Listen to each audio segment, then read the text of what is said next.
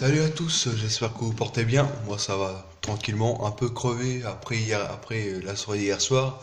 Mais d'attaque pour WWE Extreme Rules ce soir, dans la nuit de cette nuit à demain, 2h10 du mat. AB1, chaîne 57 de la TNT. Aux commandes Christophe Ajus, Philippe Chéreau, comme tous les 2 semaines, à chaque pay-per-view. Et ce soir, on va parler, cette vidéo pronostic. Ça faisait un bail que j'ai pas fait de vidéo pronostic pour WWE Extreme Rules.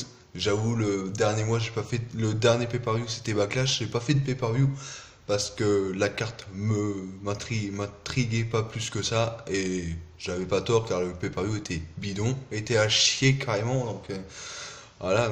Donc du coup, j'ai pas fait de vidéo résultat non plus. Donc voilà. Mais concernant ce soir, Extreme Rules, la carte me plaît, mais carrément plus que celle de Backlash, ça n'a rien à voir du tout, malgré que je préfère le SmackDown que Raw, mais le pay-per-view exclusif de Raw de ce soir, WWE Extreme Rules, la carte est nettement plus intéressante à voir que celle de Backlash, ça n'a rien à voir du tout. Des stipulations intéressantes, des rivalités intéressantes.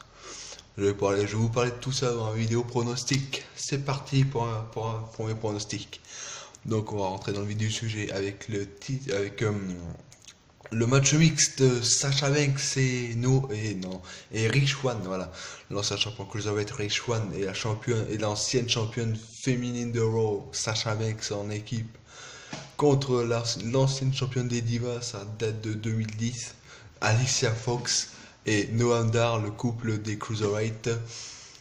Donc à quoi m'attendre de ce match? Je vous avoue que la rivalité, je l'ai pas du tout suivi, quoi, donc je peux pas vous en dire plus pour ce match en tout cas, parce que la rivalité, voilà, j'ai pas suivi du tout, donc je sais pas trop quoi m'attendre, quoi. Mais je pense plus à une victoire de Sasha Banks et Rich Swann.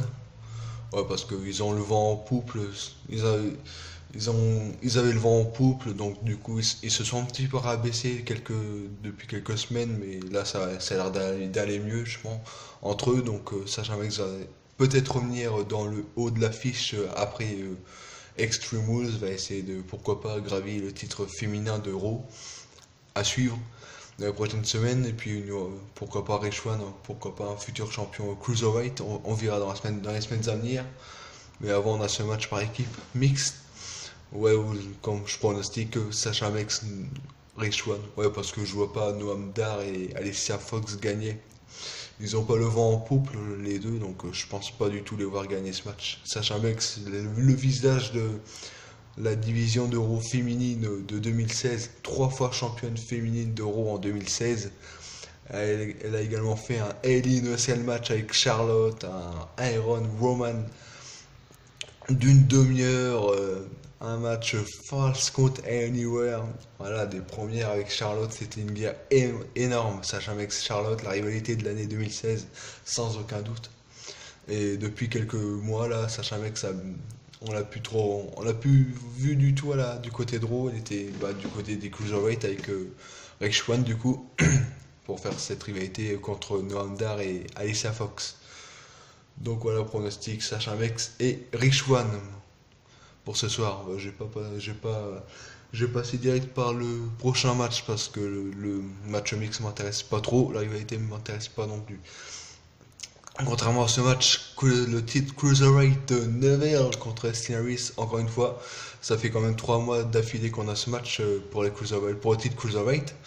Donc voilà, cette fois-ci ce sera un match de soumission. Donc je vous avoue que je suis bien gouré sur la division Cruiserweight. Lors de la dernière vidéo pronostic, je disais que les Cruiserweight, j'allais jamais m'y intéresser, ça m'intéressait pas du tout, c'est des bidons tout ça. Je me suis bien gouré parce que j'ai regardé quelques épisodes de Cruiserweight. J'avoue c'était pas mal du tout, le niveau est quand même haut au Cruiserweight. Notamment le match par équipe qu'on a eu lors du dernier Raw, qui était quand même exceptionnel. TJP, anciennement DJ Perkins, maintenant il se fait appeler TJP, avec Neville contre Austin Harris et Jack Challenger. C'était le match de début de semaine qui était pas mal du tout. Victoire de Austin Harris sur Neville, il a fait abandonner Neville. De toute façon, Le but du jeu, c'est qu'il va falloir abandonner pour faire abandonner son adversaire, en tout cas pour gagner le titre Cruiserweight pour ce soir.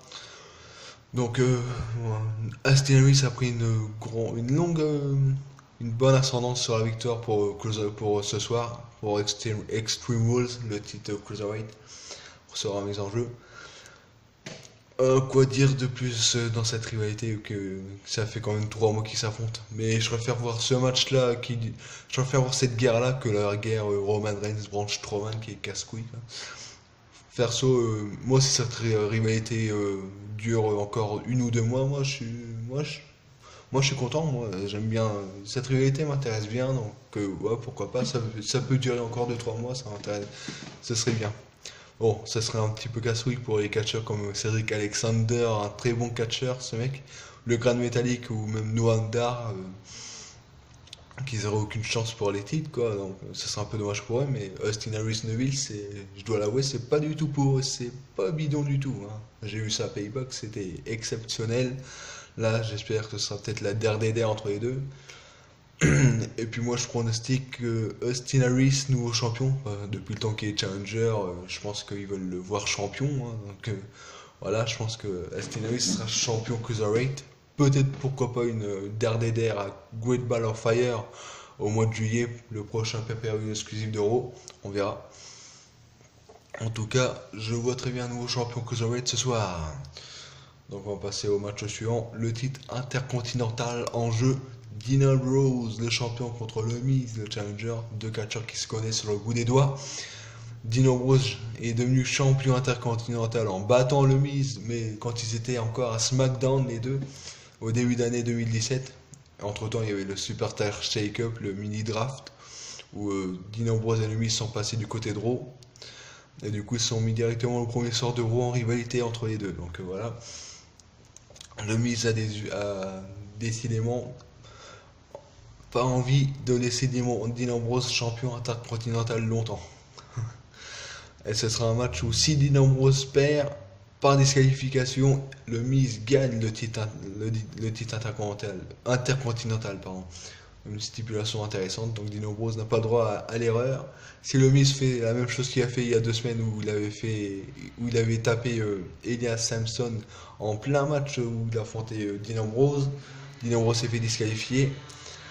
Donc c'est un petit avant-goût de ce qu'on pourquoi pas voir ce soir. Le Miz essaie de disqualifier Dean Ambrose. En tout cas, il va faire tout pour disqualifier Dean Ambrose. Il va essayer d'énerver tout ça. Ça va être un match assez intéressant à voir également. Mais je pronostique que pour moi, Dean Ambrose resterait champion intercontinental. Et pourquoi pas le voir en rivalité avec Elias Samson. Comme Elias Samson a battu Dean Ambrose du côté de Raw. Donc du coup, une future rivalité entre les deux, pourquoi pas. Affaire à suivre entre les deux. Mais Dean Ambrose sera champion intercontinental. En tout cas, pour moi, je pense. Ce genre de match, c'est un match piège, hein, parce que moi je pronostique Dean Ambrose perso, mais ce genre de match tu peux pas savoir d'avance qui va gagner, quoi.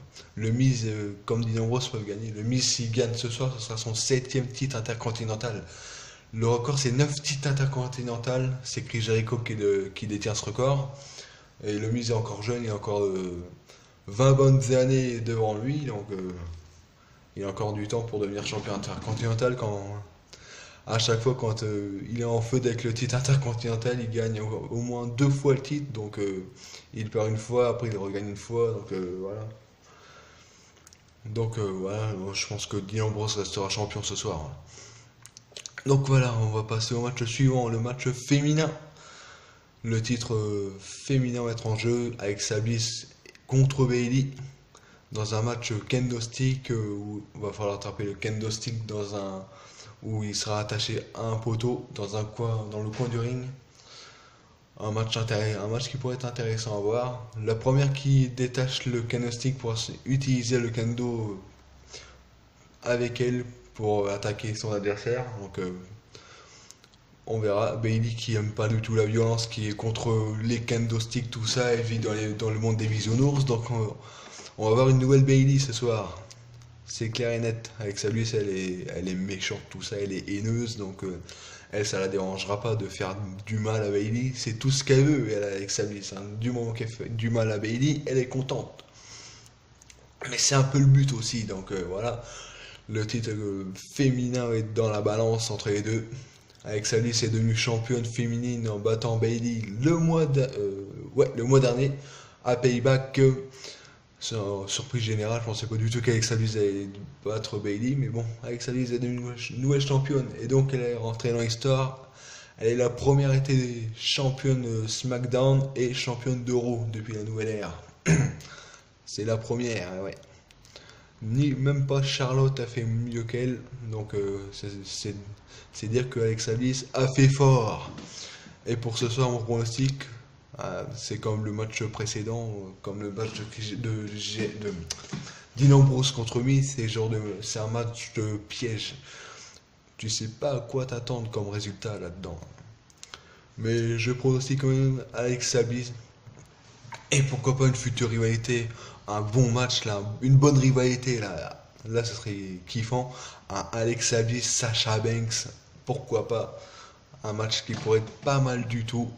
Et je disais dans les récentes vidéos pronostics, tout ça, mais mes récentes vidéos concernant la WWE, concernant Sasha Banks, en disant qu'elle allait faire un heel turn dans les prochaines semaines et tout. Bah non, j'ai vu dans les réseaux sociaux, non. Elle est pas prête de faire un heel turn, donc du coup. Et encore si mon rivalité avec la Alexa Bliss, pardon, elle est pas prête de faire un heel turn, Sasha Banks. Peut-être dans un an ou deux, on verra, mais c'est pas dans l'immédiat en tout cas. Donc pour moi, c'est Alexa Bliss qui restera championne et pourquoi pas une future rivalité, démarrer une rivalité avec Sasha Banks ou Mickie James, pourquoi pas, on verra dans WWE Raw dans les prochaines semaines du côté d'Euro. Et on verra également ce soir qui sera championne à la fin de Extreme Rules. Alors, la suite au prochain numéro. Non, pas. La suite, c'est tout de suite avec le match par équipe. Les Hardy Boys contre Cesaro et Sheamus. Les titres par équipe en jeu, mais pas dans n'importe quel match. C'est pas un match classique avec les changements, tout ça. Ce sera un match en cage, un Steel Cage match. Et ouais les gars, les titres par équipe sont dans la balance. Les Hardy Boys, spécialistes des matchs extreme, bah là ils vont être servis là, dans une cage d'acier avec les requins, les morts de faim, Cesaro et Sheamus qui veulent les titres à tout prix. Ils ont fait un heel turn, ils ont tourné le dos à l'univers de la WWE à Payback. Et depuis entre-temps, ils sont redevenus champions, ils sont redevenus challenger numéro 1 pour les titres par équipe. Donc voilà, Cesaro et Sheamus sont plus déterminés que jamais à récupérer les titres par équipe. Ça, c'est clair et net. Mais pour autant, je verrais très bien Jeff et Matt rester champions, comme ils ont fait leur retour à WrestleMania. Ils ont gagné les titres par équipe à WrestleMania, donc ça fait 2 mois qu'ils sont champions.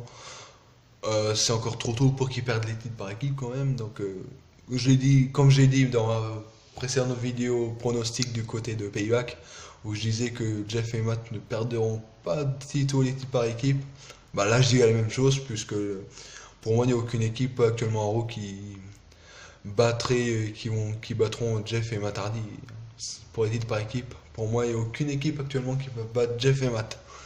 Donc Jeff et Matt vont rester assez longtemps et pourquoi pas battre le record de longévité pour les titres par équipe détenus par le New Day. Big E, Kofi Kingston, Xavier Woods qui ont fait leur retour du côté de SmackDown cette semaine. Ça c'est une autre histoire, on parlera dans ma prochaine vidéo pronostic. Actuellement c'est Jeff et Matt pourquoi pas battre ce record là. Donc à voir, ouais, pour moi aucune équipe actuellement peut battre Jeff et Matt Hardy. C'est Jeff et Matt pour moi c'est très très haut, c'est du niveau supérieur, même si Cesaro et Sheamus ont eu un gros push, ont une bonne gimmick, ils ont un bon push quoi, un bon truc, depuis qu'ils ont fait leur heel turn. Même ça n'arrêtera pas Jeff et Matt. Donc pour moi, Jeff et Matt resteront champions par équipe ce soir. Et pourquoi pas un petit Swanton Bomb du haut de la cage de Jeff Hardy, hein, pourquoi pas. Je dirais pas non là. Jeff Hardy ferait pourquoi pas son Swanton Bomb du haut de la cage. Comme une fois il avait fait un Swanton Bomb du haut. Ah non, pas un Swanton Bomb, c'était un Whisper in the Wind. Je me rappelle encore, c'était en 2008 face à Umaga dans un Steel Cage match de Whisper in the Wind. C'était un légendaire face à Umaga. Un truc de malade quoi. Le Whisper in the Wind du haut de la cage sur Umaga. Il jette le corps à l'envers sur un mec comme ça là. Faut vraiment être fou. Mais Jeff Hardy, il est fou, donc du coup, voilà. Jeff Hardy, c'est un fou dangereux, c'est un fou malade, le mec. Et il est capable de te sortir des prises auxquelles tu t'y attends même pas. Il s'est même jeté de 2 mètres pour faire un swanton bombe sur Randy Orton également. Donc voilà, quoi. Il a risqué sa vie pour détruire Randy Orton, c'était en 2008, ouais, j'en rappelle encore. Et puis là, bah, ça m'étonnerait même pas qu'il fasse ce genre de prise-là ce soir à Extreme Rules. Un Whisper in the Wind ou un Swanton Bomb du haut de la cage. Ça m'étonnerait même pas que Jeff Hardy fasse cette prise-là. Je m'y attends à cette prise de risque. En tout cas, Jeff Evans resteront champion par équipe, ça c'est clair et net. On va passer maintenant au main event des main events qui sera le challenger numéro 1 pour Brock Lesnar à Great Ball of Fire qui aura lieu au mois de juillet. Mais qui sera ce challenger? Bray Wyatt, Samoa Joe, Finn Balor, Seth Rollins ou Roman Reigns? Alors, on va parler un petit peu de ces 5 catcheurs avant que je vous dévoile mon pronostic pour ce match. Alors, t'as Bray Wyatt, ancien champion de la WWE, il a gagné ce titre à Elimination Chamber, il a perdu à WrestleMania. Entre-temps, il est passé à Raw avec le Superstar Shake-Up. Ou à Raw, il avait débuté mini-guerre avec Finn Balor. Du coup, les deux hommes vont se retrouver à Extreme Rules. Et ça m'étonnerait même pas que les deux hommes continuent leur rivalité à Raw dans les prochaines années. Car pour moi, ni Finn Balor ni Bray Wyatt gagneront le 5-way pour ce soir en tout cas. Donc voilà pour Bray Wyatt. On a Samoa Joe qui lui a une bonne... il fait des bons résultats actuellement depuis son arrivée. Invaincu depuis que Seth Rollins lui a rivé les épaules à Payback en 1 contre 1. Samoa Joe, il a battu Roman Reigns, il a gagné un Triple Threat, il a gagné un match par équipe, voilà, Samoa Joe c'est plus positif que négatif malgré cette fausse note à Payback le mois dernier face à Seth Rollins. Sinon Samoa Joe c'est une bonne note. Donc pourquoi pas une surprise Samoa Joe. Je le vois pas forcément gagner Samoa Joe, mais ça pourquoi pas une bonne surprise Samoa Joe affronterait Brock Lesnar. Ce serait un catcher. Ce serait un match dangereux pour Lesnar vu le gabarit de Samoa Joe et l'expérience qu'il a également Samoa Joe. Donc à suivre, Samoa Joe, ça pourrait très bien être une surprise ce soir. On a également Finn Balor qui a été sur le banc de touche depuis l'après SummerSlam 2016 où il s'est blessé dans un match face à Seth Rollins pour le titre Universal. Et depuis on a pu revu Finn Balor depuis. Là, il a fait son retour à Payback dans le kick-off, mais c'était pas pour un match, c'était pour invité spécial du Miss TV. Mais après Finn Balor, il a gagné des matchs, mais face à des catcheurs comme Kurt Hawkins ou Carl Anderson. Donc voilà, le niveau, c'est pas du tout ça, quoi. C'est pas terrible. Et puis ces dernières semaines, il a perdu dans un match Triple Threat où il y a Samoa Joe et Bray Wyatt. Finn Balor, c'est un bilan mitigé ces dernières semaines depuis son retour du côté de Raw. Bilan mitigé. Et pourtant, Paul Heyman aimerait bien le voir. En tout cas, Paul Heyman voit très bien Finn Balor gagner ce match. Il veut voir Finn Balor face à Brock Lesnar, tout simplement parce que Finn Balor, c'est le moins imposant de tous les catcheurs qu'il y aura. Des 5 catcheurs, Finn Balor, c'est le moins imposant. Donc du coup, ce sera une balade de santé pour Brock Lesnar. Donc voilà, c'est pour ça que Paul Heyman est venu il y a 2 semaines annoncer à Finn Balor que c'est son favori. Donc En même temps, quand tu vois le gabarit de Finn Balor, c'est clair qu'il allait pas dire ça à Samoa Joe, que Paul Heyman n'allait pas dire à Samoa Joe, c'est toi le favori, j'en fais mon favori pour affronter Brock Lesnar, parce que quand tu vois le gabarit, tu te dis, ouais, ça va être dur. Contrairement à Finn Balor qui lui c'est un poids plume. Donc du coup, voilà pourquoi Paul Heyman a dit ça. Sacré polo quoi. Bon, on a Roman Reigns. Euh, Lui aussi un bilan mitigé, il a gagné bien, comme vous le savez tous, hein, face à l'Undertaker à WrestleMania. Et il a perdu face à Braun Strowman à Payback. What the fuck? Braun Strowman, vous savez très bien ce que j'en pense, hein, je vais pas répéter je vais pas me répéter à chaque fois. Je l'ai dit à Payback, je vais pas le redire à chaque fois. En résumé, Braun Strowman, c'est de la merde. C'est un hashtag qui sert à rien. Voilà en quelques mots, résumé le catcheur Braun Strowman qui n'est pas du tout crédible. Actuellement, il est blessé, et tant mieux. S'il pouvait rester blessé pendant des mois, même des années, ça ferait des vacances. Car le mec, il sert à rien, les gars. Voilà. Il peut quitter la WWE, ça fera ni chaud ni froid, le mec. Il est tellement bidon, il est peu crédible que voilà. Donc je vais pas m'attarder sur ce mec car voilà, il sert à rien, il est pas Extreme Rules et tant mieux d'ailleurs. On va voir un bon match, un five-way sans Braun Strowman dans le pay-per-view. Alléluia. C'est chaud, c'est du bon quoi. Donc voilà, bon bref, Roman Reigns après ça il a fait quoi d'autre? Il a perdu un match par équipe avec Seth Rollins contre Samoa Joe et Bray Wyatt il y a 2 semaines à Raw. Mais il a gagné face à Seth Rollins lors du dernier Raw. Donc un bilan plutôt mitigé. 2 victoires, 2 défaites. Donc voilà, un bilan très très partagé pour Roman Reigns. Et puis bah on va finir le meilleur pour la fin. Pour moi, Seth Rollins, le mec... un mec, écoutez-moi bien, il a battu Triple H à WrestleMania et Samoa Joe à Payback. Alors Samoa Joe était champion à la TNA Impact, je sais pas combien de titres il a gagné là-bas. Il a été également champion à la NXT avant d'aller à la WWE. Et Triple H, lui, c'est 14 titres de champion de la WWE, champion par équipe avec Shawn Michaels. Champion du monde poids lourd également, Triple H. Champion intercontinental, il a gagné quasiment tout, Triple H. Vainqueur du Royal Rumble en 2002, si je me trompe pas. En 2002, il a gagné le Rumble, Triple H. Et également en 2016. Il en a gagné 2 des Royal Rumble, Triple H. Donc voilà, il y a entre Samoa Joe et Triple H, il y a au moins une vingtaine, ou non, il y a plus que ça, je suis fou. 30-40 titres entre les deux. Samoa Joe et Triple H, 40 titres à eux deux. Seth Rollins les a battus eux deux, quoi.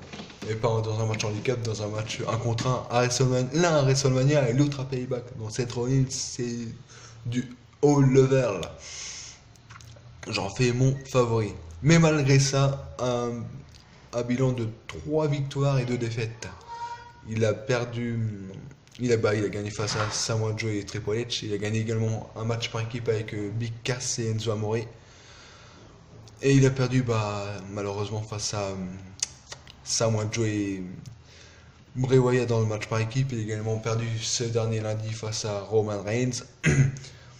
Mais pour moi, Seth Rollins, c'est mon favori. Vous savez pourquoi? Parce que Seth Rollins, il a fait 5 choses où il était le premier à le faire. Je m'explique. Il a été le premier. Ça va revenir. Il était le premier champion. Il a été le premier à réunifier le titre. Il a été le premier champion NXT. Voilà ce que je cherchais. Le premier champion NXT de l'histoire de la NXT. C'est Seth Rollins, le premier homme à avoir réunifier le titre de champion de la WWE et le titre des États-Unis, c'est Seth Rollins. Le premier homme à avoir encaissé sa mallette Money in the Bank à WrestleMania 31 en plein match en plus. Hein, il n'a pas utilisé après le match, il a utilisé en plein match face à Brock Lesnar et Roman Reigns à WrestleMania 31 dans le main event. C'est Seth Rollins. Et en plus, il est devenu champion dans la foulée. Il a ensuite été le premier homme à être drafté dans la nouvelle ère du côté d'Euro en 2016. Seth Rollins était le premier homme dans l'ère Mick Foley et Stephanie McMahon. Et ensuite, il était le premier homme à battre Samoa Joe en 1 contre 1 depuis que Samoa Joe est arrivé à WWE. C'est Seth Rollins qui était cet homme-là. Donc voilà, 5 choses pour vous dire que Seth Rollins est nettement le favori number one. C'est également lui qui a créé le Shield et qui l'a dissous. Il a créé le Shield et il a détruit le Shield. Seth Rollins, c'est l'homme, The Man. D'ailleurs, il se surnomme comme ça, d'ailleurs, le The Man. Et oui, quand tu regardes son palmarès, quand tu le regardes bien, Seth Rollins, c'est vraiment The Man. Il a fait des trucs énormes à la WWE, le premier dans tout, Seth Rollins. Et il sera pourquoi pas le premier homme à gagner le premier five-way masculin de l'histoire. C'est le premier match à 5. Le premier match des hommes à 5. Et ouais, Seth Rollins pourrait pas gagner le titre d'aspirant numéro 1 pour le titre de Brock Lesnar. Pour moi, Seth Rollins est méritant et il devrait gagner ce match pour moi. C'est Seth Rollins. Voilà, c'était ma vidéo pronostic. Et vous dites-moi quels sont vos pronostics pour ce soir WWE Payback. N'hésitez pas à liker et à commenter. Moi j'y serai ce soir à 2h10 du mat. WWE Extreme Rules à la AB1 Live 57. Chaîne de 57 de la TNT. Christophe Ajus, Philippe Chiro y seront. Moi j'y serai. J'espère que vous y serez également. Sur ce, je vous dis à plus les gars. Salut.